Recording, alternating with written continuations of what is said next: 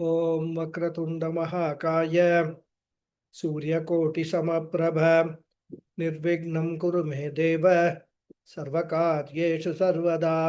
ॐ श्री महागणपतये नमः। ॐ श्री गुरुभ्यो नमः।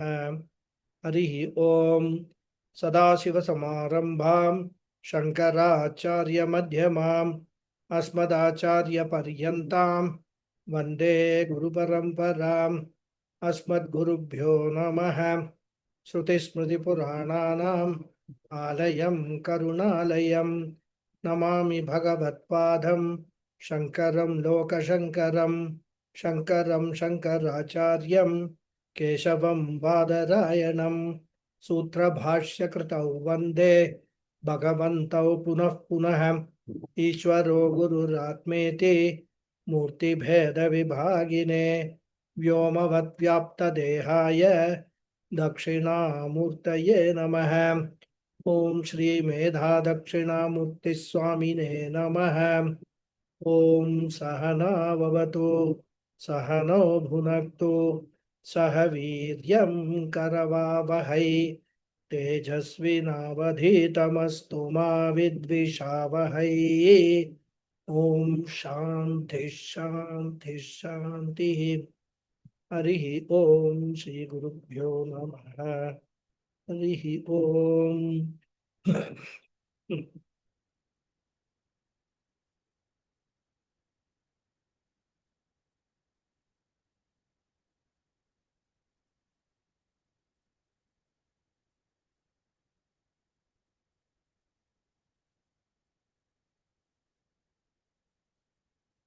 ॐ भद्रं कर्णेभिः शृणुयाम देवाः भद्रं पश्येमाक्षभिर्यजत्राः स्थिरैरङ्गैः स्तुष्टुवागुंसस्तनूभिः व्यशेम देवहितं यदायुः।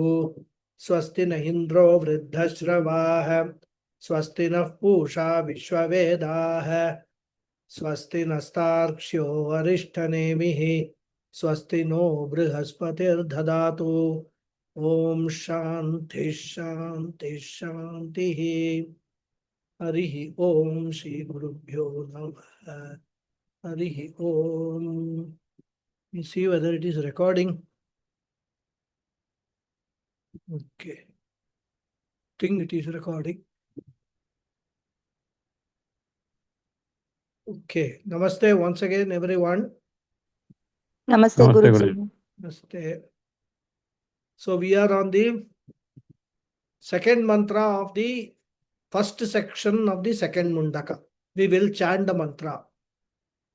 Divyo hyamurtaha दिव्यो हि मूर्तः पुरुषः पुरुषः सबाह्यभ्यन्तरः सबाह्यभ्यन्तरः यजः यजः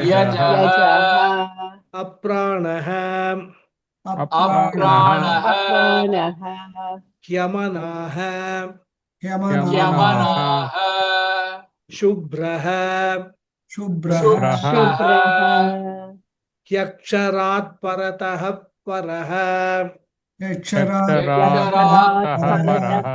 परः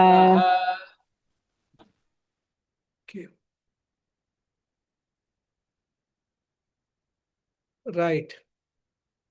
I hope you are not. I'm audible, right? Yes. Yes. Okay. So we are discussing the bhashyam of this important mantra, in which the Upanishad, after presenting the Tatastha Lakshanam of Akshara Brahman as Jagat Karanam in the previous mantra, is now presenting in this mantra the Swarupa Lakshanam of Akshara Brahman as Nirguna, Nirakara, Nirupadika, Shuddha Brahman. In short, from this mantra onwards, the Upanishad is presenting Brahman as Sat Chit Ananda Swarupaha. And as we have experienced in the last two classes, This is the most challenging part of the teaching. And therefore, if you do not understand everything, don't get upset. It is the common experience of all those who are exposed to this teaching for the first time. The subject matter will keep becoming clearer and clearer as the teaching progresses. And therefore, what is required on the part of a mumukshu is patience and perseverance and not jumping to conclusions. In fact, in this context, I recall the words of Swami Chinmayanandaji from his work Self-Unfoldment. He says, and I quote, "Never give up, never despair, strive on and on and on. Every effort you put forth is a step taken towards the truth. When tired, smile. When exhausted, rest. And then strive again. When dispirited, sing his glories. When totally disgusted, surrender to him." He says, help comes. Help surely comes. Prophetic words. And therefore, all that we need to do is not to get desperate. Oh, I'm not, nothing, everything is going above my head. I'm not making sense of any of these things, which is a very, very natural feeling. Every one of us have gone through those stages. The only difference is, unlike many others, we have pursued, we have persisted, found different ways, different methods, different acharyas for understanding this. And eventually the understanding comes. And because the understanding comes, and because we are convinced about that understanding, is how we are able to teach. If I am not convinced about what I am teaching, how can I convince my students? Isn't it? And the problem is because our minds, which for ages is oriented towards objectifying everything, looking at the entire world as objects, it is very difficult for such a mind, if not impossible, to turn the mind away from the objects towards oneself, the very subject. And even if such an attempt is made, again our orientation is what? It is to look at the self as body, mind, sense complex and not as Satchidananda Atma. And therefore there are challenges in learning, especially when the Upanishads themselves admit that consciousness cannot be described in words, and that consciousness is beyond comprehension by our sense organs. So how do you understand what your real self is? How do you get to the answer to the question, who am I? But despite all these limitations, the Upanishads have no other option but to describe consciousness by using appropriate words which can convey the message to a mumukshu. And that is why, Upanishad after Upanishad struggles to describe consciousness in various ways with different examples, using many prakriyas in the fond hope that eventually a seeker will be able to succeed in his or her goal of moksha.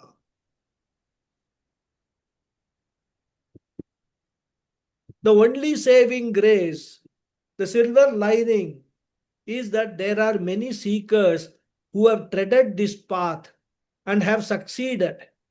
And they are also glowing examples for us to get convinced and get inspired. And therefore, in this mantra, the Upanishad starts defining consciousness with the words Divyaha, Amurtaha, Purushaha, Sabhahyabhyantaraha, Ajaha, Apranaha, Amanaha, Shubhraha, Aksharat Paratah Paraha. And we have seen these terms explained by Bhashyakara up to the word Ajaha in the last class. And at which point we entered into a discussion on certain issues related to the definition. Because when we are in this learning process at every stage, it is very important that we pause, we reflect, doubts will come, we get those doubts clarified then and there itself.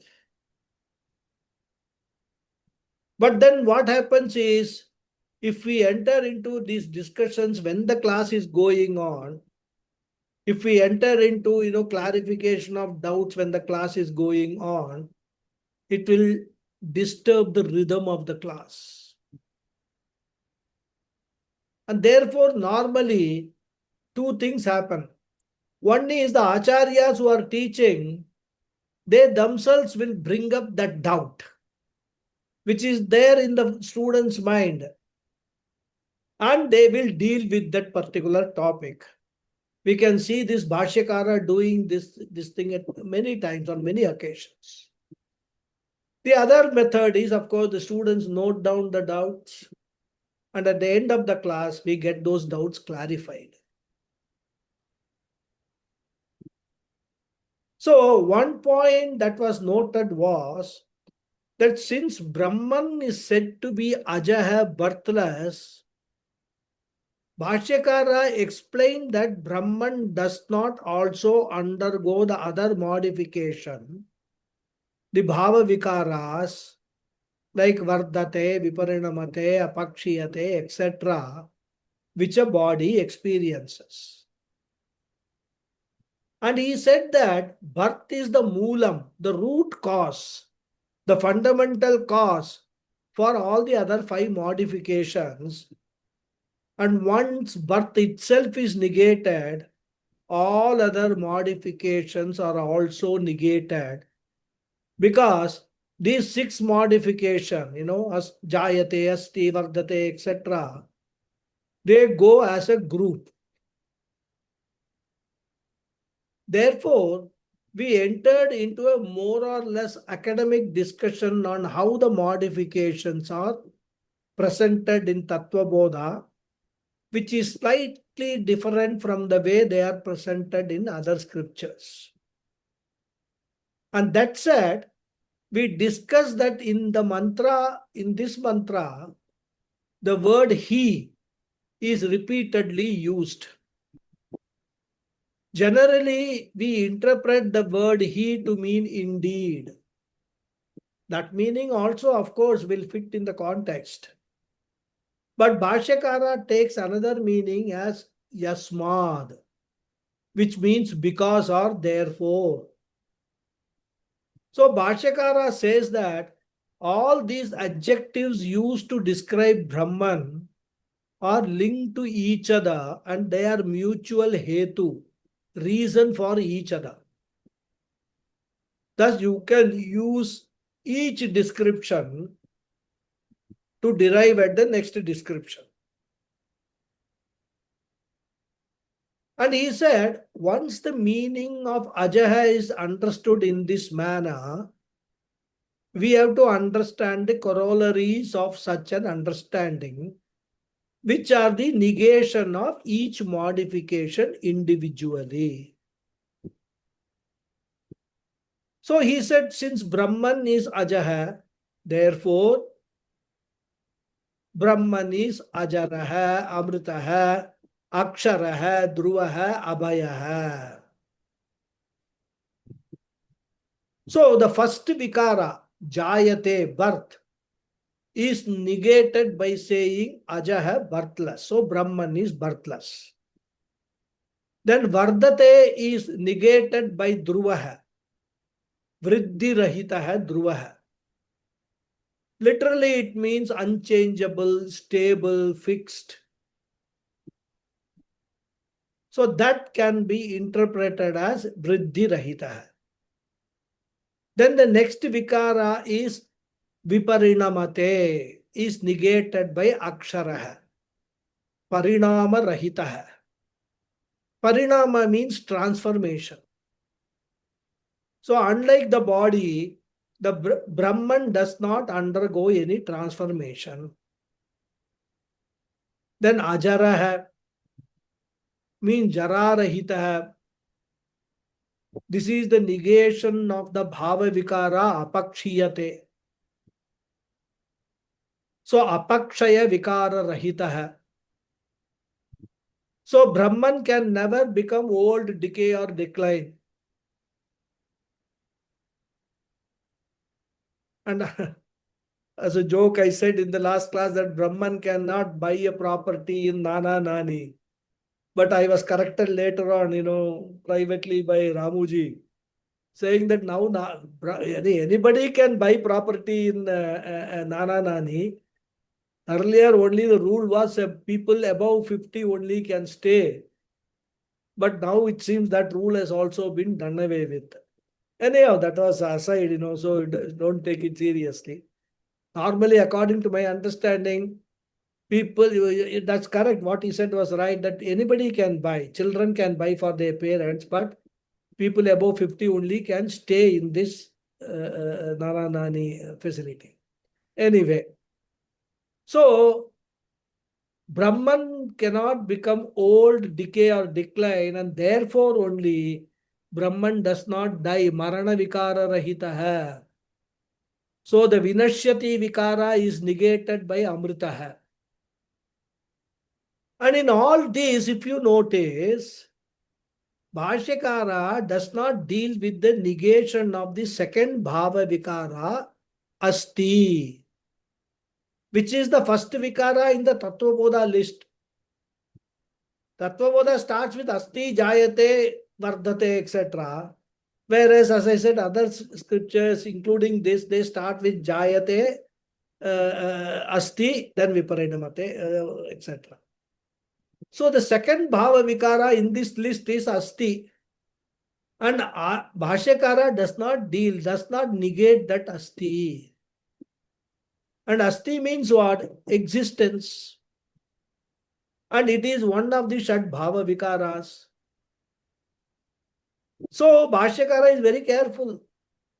If Asti existence is negated, that will mean Brahman does not exist. So we have an issue here. Because generally, Brahman is said to be Nirvikaraha. That means Brahman is free from all 6 modifications which a body undergoes. Therefore, when we say Nirvikaraha, it should include the Asti Bhava Vikara also. But that is not applicable to Brahman. So we have a conflict, we have a question, we have a doubt.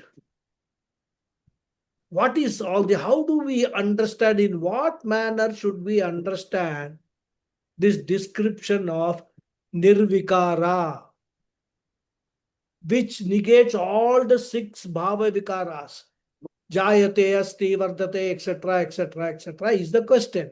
That is a doubt. A very valid doubt. And this is where the intellectual discussions become more involved and interesting for those who are committed students. I am repeating some of these ideas from the last class because I am not sure how many of you understood what explanation I gave in the last class. Therefore, at the cost of repetition, I will explain it again. Still, if you have got any doubt, difficulty, we can discuss it during the satsang. So one fundamental point we have to appreciate is that in Vedanta, whenever any statement is made, first we have to ascertain from which standpoint the statement is being made. That is very, very important.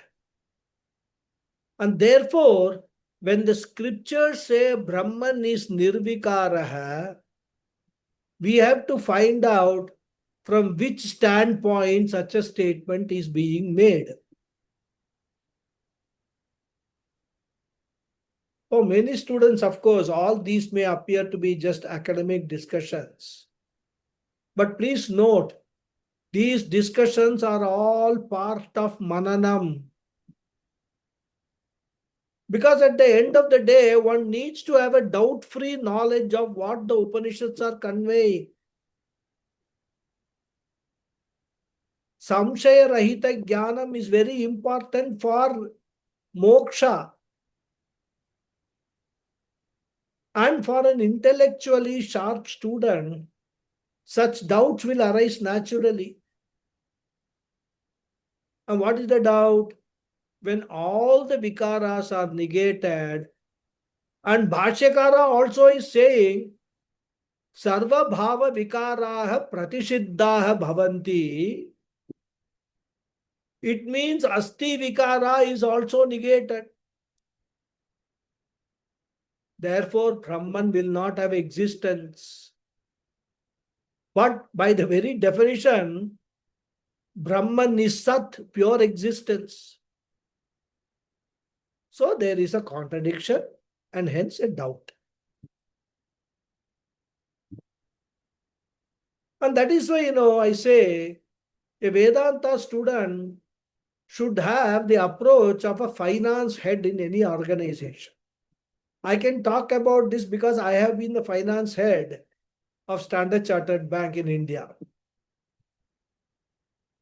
As you know, the finance head is responsible for setting the financial goals, budget for each department, and also to continuously monitor the financial health of the organization. And it is a challenging job because there will be competing priorities from frontline businesses. Resources are limited and everybody will want those limited resources for their own, progressing their own businesses. And therefore, a finance head has to adopt a critical approach to whatever proposals come to him. He has to challenge the proposals and permit the expenditure only if convinced about the merits. Same is the case even for finance minister in a government. Similarly, a Vedanta student should not swallow all that the Upanishads say as a matter of routine. Each statement made by the Upanishad should be challenged critically, analyzed, and not accepted till the student is convinced about the validity of the statements. And therefore, from our perspective, these are all not mere intellectual gymnastics, but they all form part of Mananam Sadhana. This is what is called Mananam. Anyway, coming back to the discussion.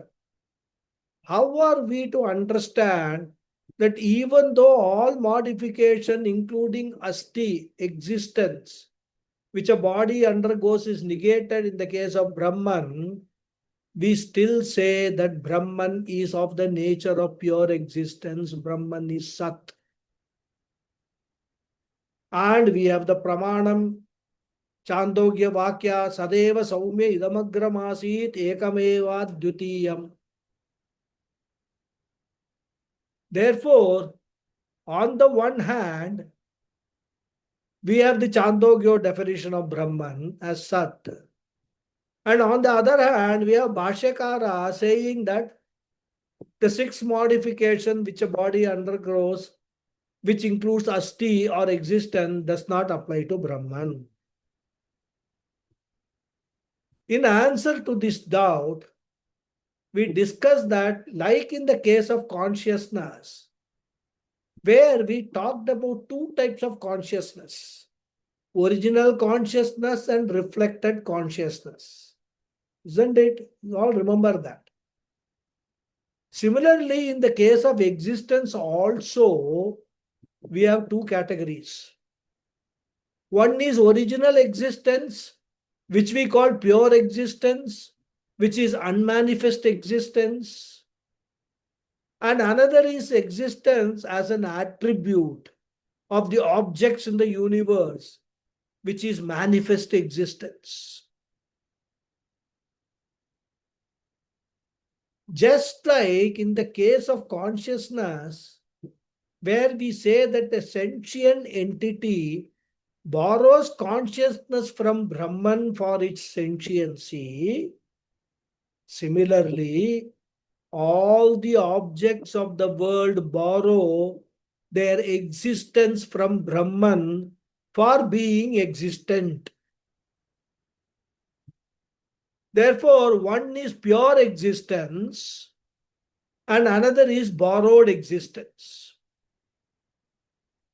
Therefore, the pure existence, when it is associated with Nama Rupa, that existence is manifest.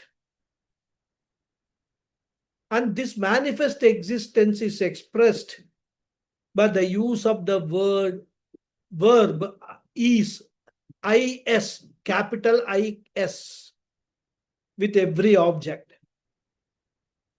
So when we say a book is, it means we are recognizing the existence of the book. Similarly, when we say the body is, we are recognizing the existence of the body. Therefore, when we talk of creation, it means the creation comes into existence with all the objects because of existence borrowed from Brahman. And therefore, at the time of creation, Brahman lends both consciousness and existence to the entire universe, because of which we say the universe exists and the living beings are sentient. Now, if you consider pralayam, or when the universe becomes unmanifest, is existence still continues or not? The existence continues because we say that the universe is in an unmanifest condition. So the isness never goes away. And in the unmanifest condition also, when the universe exists in seed form, it borrows existence from Brahman alone.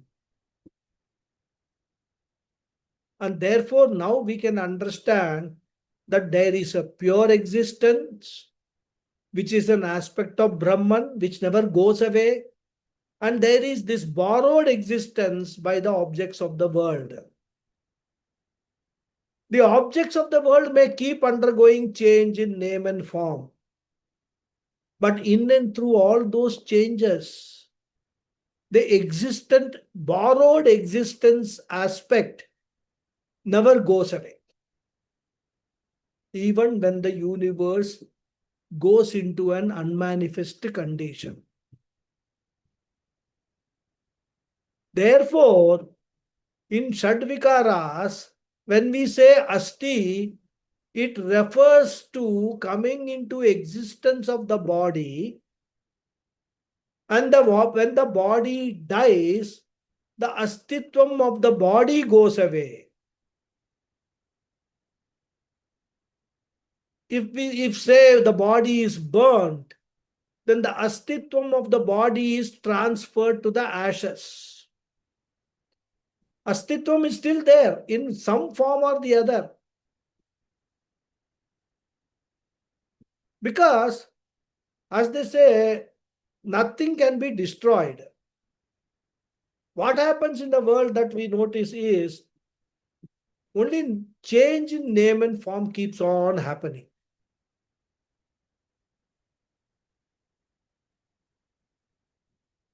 And therefore, we have to understand that when Bhashyakara says Brahman is free from all modification, including Asti, we have to understand it contextually that Astitvam of the body goes away, not pure existence itself.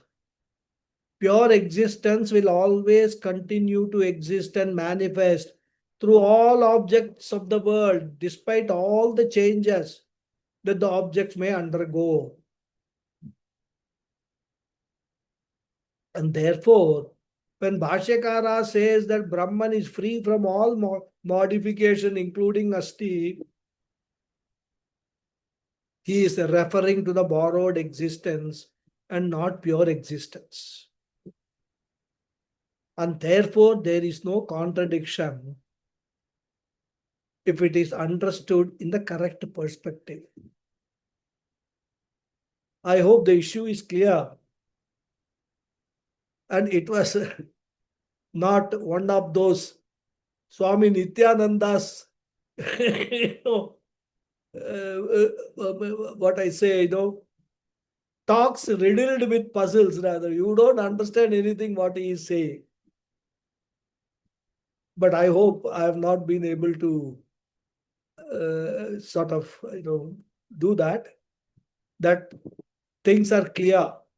That we are talking about two types of existence, and one type of existence relates to the existence of the body, which is what the negation of the Shadvikaras, and another type of existence, pure existence, which always is there, because that is an aspect of Brahman, an important aspect of Brahman, which will never go away. Eternal it is. So, in the hope that that issue is clear now. As I said, if there is still doubt, we will discuss in the Satsanga. Now, one more question can come up. And that is, what is the practical advantage of discussing all these, which seem to be only academic? Many people will ask, if Brahman is nirvikara hai, so what? What is the practical advantage? Why are you discussing all these things? What benefit you get out of it if you ask? Bhashyakara is giving the answer. Bhashyakara says the greatest benefit is abhaya hai. So he says the benefit of all these negations of the Shadvikaras is abhaya hai ityartha hai. Abhaya means free from security, free from fear. And we are constantly bothered by it, isn't it? First, when we are born, we wonder why we are born. And in fact, we blame our birth on God. Then the stage of Vardhate is a mixed bag. Some excitement is there, but even that growth is accompanied by pain and insecurity. Isn't it? Especially women. And then once we enter the stage of Viparinamate, changes start happening. We look at the mirror, see a few strands of gray. We are unable to read without reading glasses. All these increase our fear and insecurity. Oh my God, am I developing cataract? I have been having high sugar for quite some time. Is my eyesight going to be affected?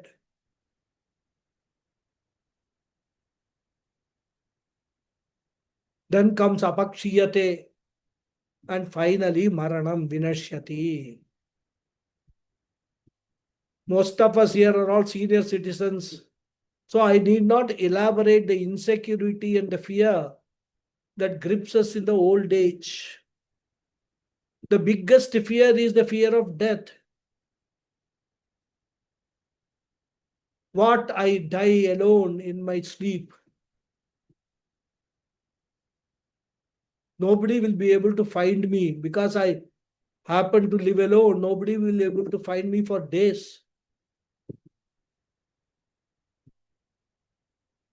So sense of insecurity comes mainly because of old age and death, which are two powerful vikaras. Especially death, we don't know how painful it would be. And if these two are gone, if these two do not apply to Brahman, and if I understand I am that Brahman, abhayam pratishtam vindate, ataso bhayam gato bhavati, says Taittiriya Upanishad. So all these are consequences of what? They all start from our birth.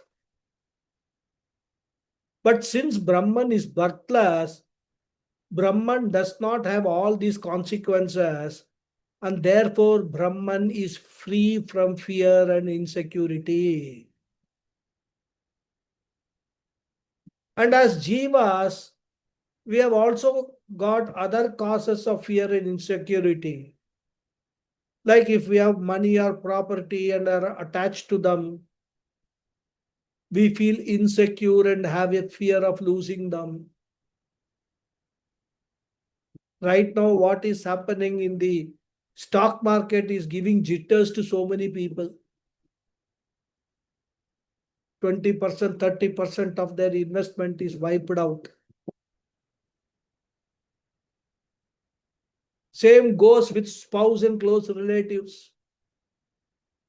We don't know how long they are going to be with us. What will I do once they are gone? Or what will they do once I am gone? So this list could be endless. And the practical benefit is that once I understand myself to be Brahman, once I assimilate that understanding and abide in that understanding, then all the fear, sense of insecurity centered on I, arising out of the Shad Vikaras or any other cause will not be there. And therefore, this mantra describes the transformative effect of understanding Brahman. By abiding in Brahman, one is freed from the fear of loss, change, and impermanence. As one's ultimate nature, real nature, is unchanging and secure.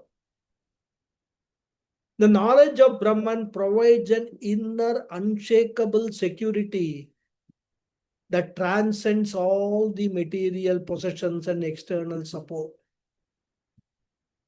That is the outcome of understanding Brahman to be oneself. And this is indicated by Bhashyakara by the word Abhayaha Ityarthaha. Now Bhashyakara takes up the next word Apranaha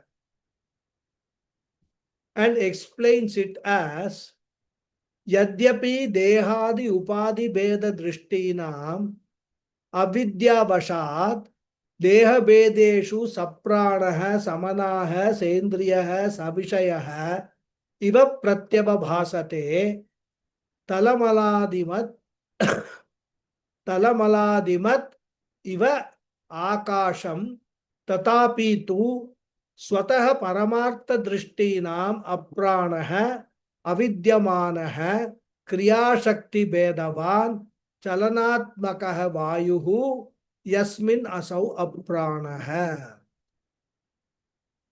So Bhashyakara is making slow progress.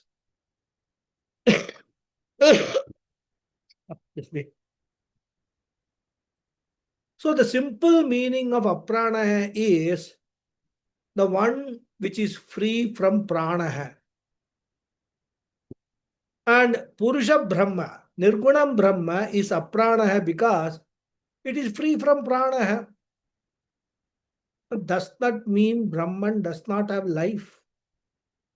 The way Jiva has got life because of prana, the way the body has got the life. Brahman does not have life.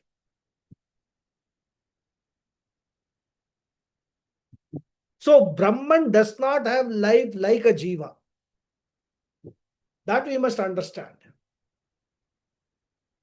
Because if Brahman will have a life, we will ask, what is the lifespan of Brahman? So life means what? Brahman is born, then it will have an expiry date also. So such things are not there for Brahman. Therefore, it is aprana. Means what? Atma or Brahman is not a prani. Prani is that which has got prana, is prani. So let us first briefly understand the essence of what Bhashyakara is saying in this sentence. It's a long sentence which I read out, right? He says, the people who are obsessed with this body, mind, sense complex and strongly identify themselves with that, they consider themselves to be the body, mind, sense complex alone. They will say they have prana. When the Atma obtains in the body, the all-pervading Chaitanyam obtains in the body as Jivatma, then the very same Jivatma appears as though associated with prana.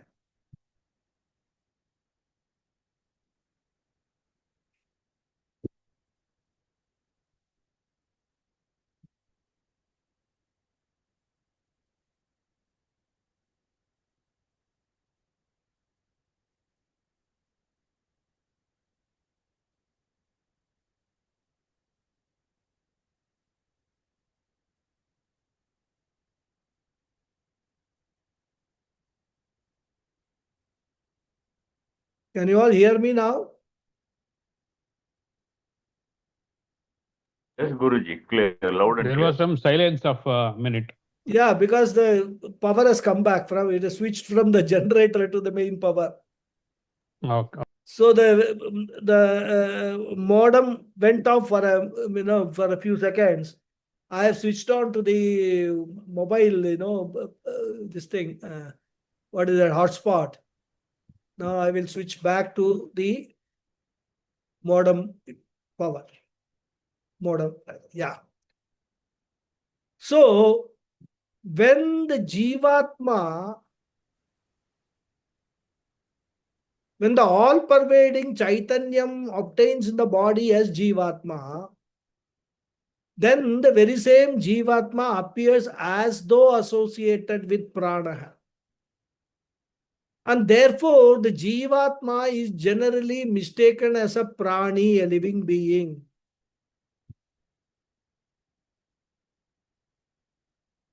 What is actually Jivatma? It is reflected consciousness, isn't it? In fact, the very word Jivaha, according to Paninian grammar, means the one who is associated with Prana. There is a grammatical definition of Jiva. And because of that alone, we call all the Jivatmas as Pranis. And therefore, the Upanishad says the Jivatma appears to be associated with Prana, but really Atma does not have any Prana Sambandha. Therefore, it is Aprana. So, from the standpoint of the body, mind, sense complex, from Vyavahara Drishti, from Avidya Drishti, they will have Prana. But from the standpoint of Atma itself, from Paramartha Drishti, the people who have got the vision of the absolute truth, they will understand that this Purusha, which is I, is free from prana. And that is the idea he wants to convey. And for that, he gives an example of Akasha for demonstrating the avidya drishti. So the people who have got ignorance of the nature of Akasha, they will say Akasha is polluted, space is polluted, space has got a dome shape, space has got a curved surface, etc. But those who understand the real nature of Akasha as it is, they will say Akasha is free from any such pollution, any such shape, or any such surface. Similarly, people who understand Atma as it is, people who understand the real nature of the self, they will understand Atma as aprana. Therefore, he says, Yadyapi, even though Dehadi Upadi Bheda Drishtina. Dehadi means body, etc. That is body, mind, sense complex. Dehadi Upadi means the enclosure, body, medium is called Dehadi Upadi. That is the adjunct in the form of Dehadi, body, mind, sense complex. Bheda means variety. Drishti means vision, outlook, perception.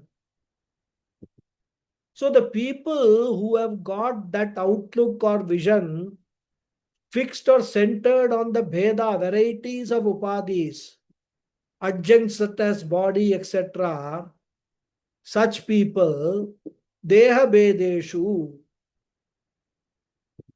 Here the word actually Bheda can be translated in two ways. Variety or different. But Bheda can mean different, Bheda can mean variety also.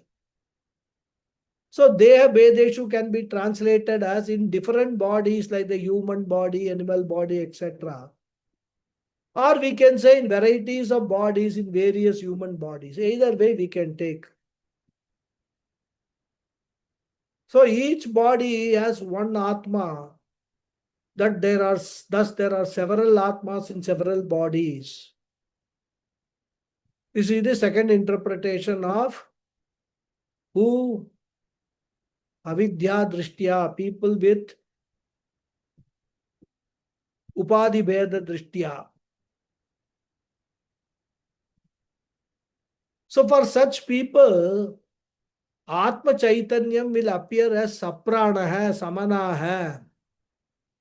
Atma will appear as having prana and manas, mind. Saprana hai means associated with the prana hai. And that is why when the prana hai leaves the body, people say never say prana hai leaves. They say the soul, the Atma has left. And not only that, during prayer meetings also, what do they say? R.I.P., rest in peace. Their Atma should be at peace. So when we say the Atma or Jivatma has left the body, that means what? We have tied prana and Atma together. And we take pranas, the Sukshma Shariras travel as Atmas travel. And therefore, saprana means associated with prana. That is the first mistake number one that these people commit. Then samana. Samana means associated with the mind. Similarly, we have tied the manas, which is again part of Sukshma Sharira, and Atma together. So when the Manaha travels, when the Sukshma Sharira travels, we say Atma is traveling. This is mistake number 2. And these mistakes are caused by what? Why does this Veda Drishti comes? He says avidya vashat, because of ignorance, due to ignorance. So if a person is looking upon Purusha from the Upadhi standpoint, then he will see this Purusha as saprana hai, samana hai. I am having prana, I am having a mind. This is how the understanding would be. While the Shruti talks only about aprana hai, amana hai. And Bhashyakara adds 2 more mistakes. First 2 mistakes are what? Saprana hai, samana hai. Bhashyakara says there is a 3rd mistake. That is Sendriya. Sendriya means associated with the sense organs. That means such ignorant people consider that this Atma is endowed with sense organs. And then there is a 4th mistake, Savishaya. So not only organs, they consider that the Atma is endowed with the sense objects also. Because once Atma is associated with the sense organs are invariably associated with sensory experiences. A person will say, I have got money, I have got the experience of that particular form, I have got the experience of that sound, etc. Isn't it? So association with Vishaya also is superimposed upon the Atma. So one mistake progressively leads to other mistakes. Prana Sambandha leads to Mana Sambandha. But because only when Prana Sambandha is there, one is alive. Therefore, first I should be alive. Once I am alive, Mana Sambandha comes. And once Mana Sambandha comes, Indriya Sambandha comes. And once Indriya Sambandha comes, Vishaya Sambandha comes. So the mantra talks about 2, Bhashyakara has supplied 2 more. In fact, we can supply 1 more, which is what Swami Paramatmananda does. He says, Sa Sukha Dukkhadi. So they consider that Atma is endowed with Sukha and Dukkha also. And that is why we find them saying, I am Sukhi, I am Dukhi. When they say I, they are referring to the Atma. Otherwise, they should be saying, my mind is Sukhi, my mind is Dukhi, isn't it? But they don't say that. Because they strongly identify the body, mind, sense complex as I. And therefore, once Vishaya Sambandha comes, Sukha Dukkha Sambandha also comes. And once Sukha Dukkha Sambandha comes, Samsara comes. And that is what Bhagavan Krishna says in the Bhagavad Gita 2nd chapter. Matra sparshastu kaunteya sitoshna sukha dukkhada. So the same Purusha, which is aprana hai, amana hai, anindriya hai, avishaya hai, asukha dukkhadi, the same Purusha, the same Nirgunam Brahman appears to be saprana hai, samana hai, sendriya hai, savishaya hai, sasukha dukkhadi. Sukha dukkha are not objects but are results of experience of the objects. So when they identify themselves with the objects, They identify with the result of the experience of those objects also. So Atma, even though it is free from prana, mana, indriya, vishaya, it still appears to be Iva pratyava bhasate, as though endowed with all of them. Iva means as though. Pratyava bhasate means appearing to be. So because of their ignorance, for them Atma seems to be appearing to be endowed with prana, mana, indriya, vishaya, etc. All because avidya vashat. And in order to highlight the fact that even when this Purusha is appearing to be Saprana, Sammanaha, etc., in reality it does not become so. For that, Bhashyakara uses the word Iva. In fact, the word Pratyava Bhasate itself gives the sense of being an appearance. But Bhashyakara makes it explicit by adding the word Iva. Iva, as though, is a very important here. And for that, he gives an example. Talamaladimat iva akasham. Again, he uses the word iva as though. In fact, this word iva is a very important word in Vedanta. It will keep coming again and again.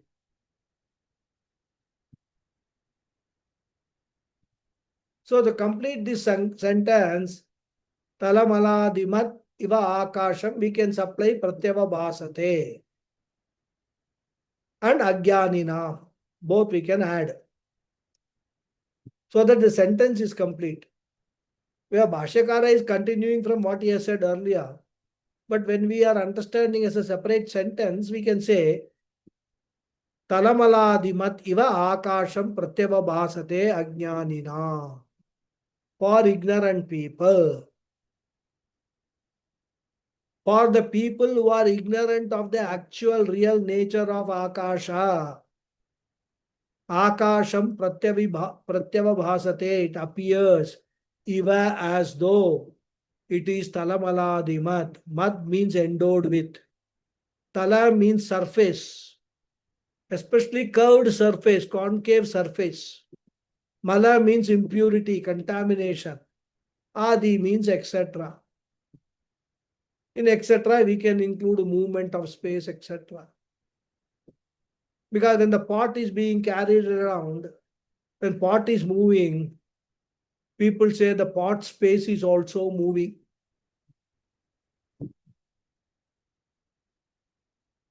So Adipadena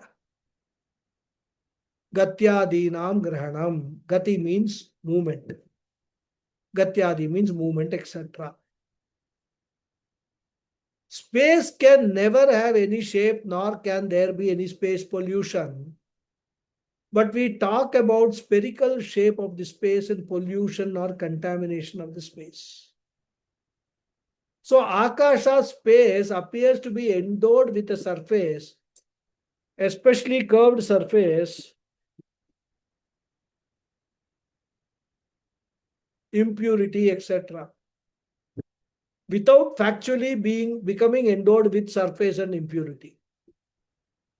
Akasha does not and cannot have any surface or impurity or any shape.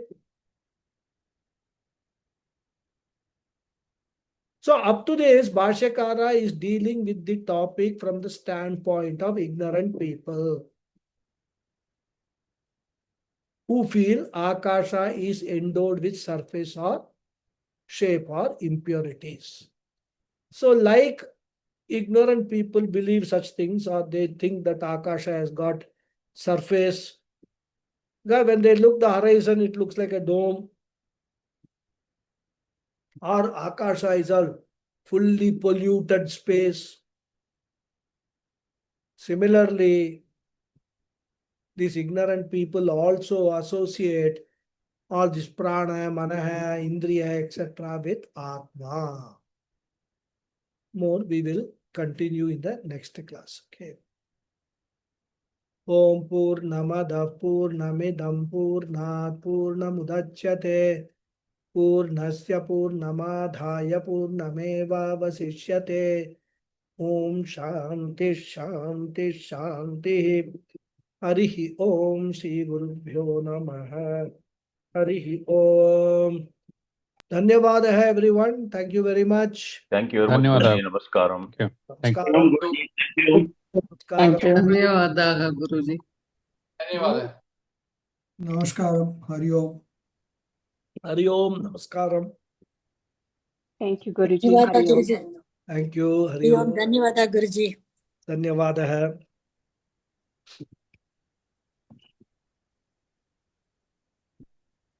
Yes. Arun Kumar ji has raised the hand. Just the last sentence which we had just covered in this class, Guruji, you had mentioned that space appears to be curved, appears, but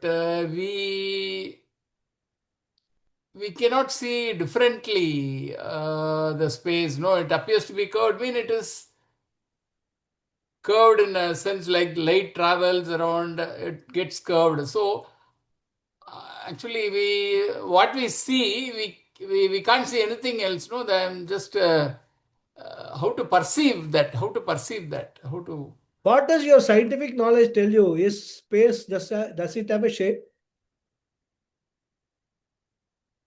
No, it adopts the shape of whatever, like gravity is there, means this thing So curvature is a shape, right? So that's why it appears to be having curve, but actual fact it does not have, because space is so vast. Correct, And in fact, they say the space is now continuing to expand. Scientists are saying that is continuing to expand. And then, there are so many new galaxies are being discovered now. Because what we can now see in the space as planets, galaxies, or whatever, bodies, is again a limited knowledge from today's perception. 100 years ago, we had reached only to know that there are some planets around the earth. Today, our knowledge has gone into, light years after light year, millions of light years into space. And that is growing. So, space cannot have in reality any shape. But for us, who do not know this, who do not have the scientific knowledge, they think space is curved.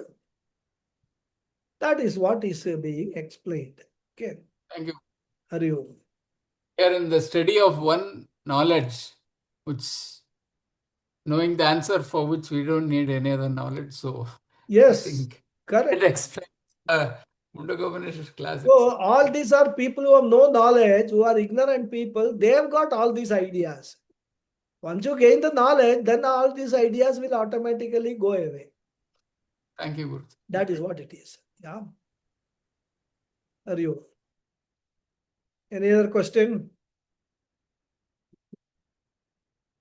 I only hope that what I explained was clear, or it will become clear as we proceed. As I said, don't despair. One class, some things you don't understand doesn't matter. It'll continue. As we progress. In fact, honestly speaking, just to confide, many of these aspects I could not understand when I was in the Gurukula. And actually, normally if we don't understand what our natural tendency, leave it here. Why worry about it? But now when I start teaching you guys, now I am really worried that why I am not understanding.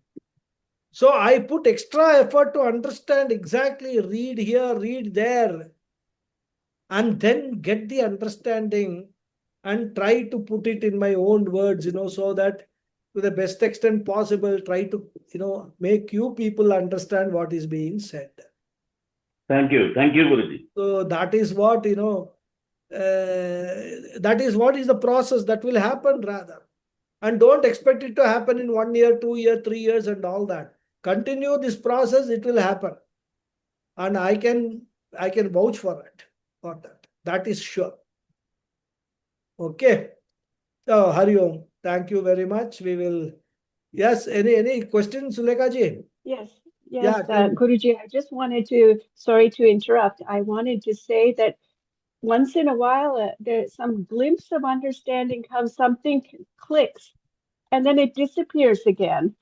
So that's the, I mean, even in terms of questions, I don't have any questions today. Thank you to Arun Kumarji for making some very profound statements and insight about knowledge. These classes are so vital and valuable in so many ways because it gives glimpses. And then when the glimpses disappear, at least there's hope that the glimpse can reappear again. So it's actually quite encouraging at the same time. So as you said, the patience is necessary, and there's no rush for anything. But the glimpse does give hope, and the hope gives commitment, and then the commitment reinforces the teaching. So for that again, I thank you. And So when that glimpse and- of understanding comes, it is like a spark of fire. Mm. Just, that spark keeps appearing, and after some time, you keep feeding it with fuel, it will become a conflagration. That is the process. That's wonderful. Oh, thank you, Guruji. That's a beautiful statement Thank as you. well. Hari Om. Thank you. Thank you.